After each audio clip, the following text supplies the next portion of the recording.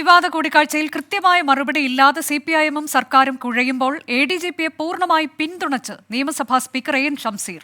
രാജ്യത്തെ പ്രധാനപ്പെട്ട സംഘടനയാണ് RSS എന്നും കൂടിക്കാഴ്ചയെ ഗൗരവമായി കാണേണ്ടെന്നുമാണ് എൻ ഷംസീർ പറഞ്ഞത്.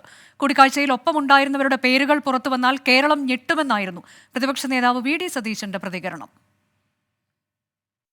RSS നേതാക്കളുമായി എഡിജിപി നടത്തിയ കൂടിക്കാഴ്ചയിൽ കൃത്യമായ നിലപാട് വിശദീകരിക്കാൻ പാർട്ടി നേതൃത്വത്തിന് ഇതുവരെ കഴിഞ്ഞിരുന്നില്ല. ഈ സാഹചര്യത്തിലാണ് നിയമസഭാ സ്പീക്കർ എൻ ഷംസീർ കൂടിക്കാഴ്ചയെ പൂർണ്ണമായും പിന്തുണച്ചെത്തുന്നത്. രാജ്യത്തെ പ്രധാനപ്പെട്ട സംഘടനയാണ്.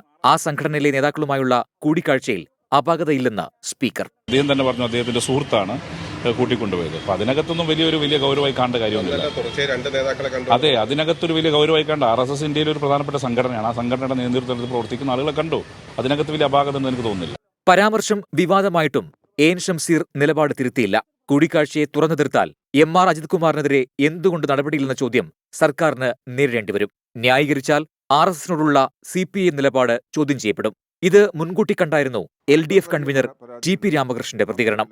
ADGP ഏതെങ്കിലും തരത്തിൽ മുഖ്യമന്ത്രിയുമായിട്ട് ആലോചിച്ചു പോയ ഒരു കേസല്ല ഇത്. അദ്ദേഹം ഏത് നേതാവിനെ കണ്ടു എന്നുള്ളതല്ല പ്രശ്നം, എന്തിനു കണ്ടു എന്നുള്ളതാണ് പരിശോധിക്കേണ്ടത്. ആ നിലപാട് ഗവൺമെന്റ്, ഇതുൾപ്പെടെയുള്ള പ്രശ്നങ്ങൾ ഗവൺമെന്റ് മുമ്പിൽ പരാതിയിലുണ്ട്. മന്ത്രിമാരുടെ പ്രതികരണങ്ങളിലും സർക്കാരിലുള്ള ആശയക്കുഴപ്പം വ്യക്തമാണ്. കൂടിക്കാഴ്ച സാധാരണ രീതിയെന്ന് KN ബാലഗോപാൽ. പോലീസിന് ചീത്തപ്പേരുണ്ടാക്കുന്ന പുഴുക്കുത്തുകളെ ഇല്ലാതാക്കുമെന്ന് PA മുഹമ്മദ് റിയാസും പറഞ്ഞു. നിലപാടെടുക്കാൻ CPIM പ്രയാസപ്പെടുമ്പോൾ കൂടിക്കാഴ്ച വിവാദത്തെ അടുത്ത ഘട്ടത്തിലേക്ക് കൊണ്ടുപോവുകയാണ് പ്രതിപക്ഷം.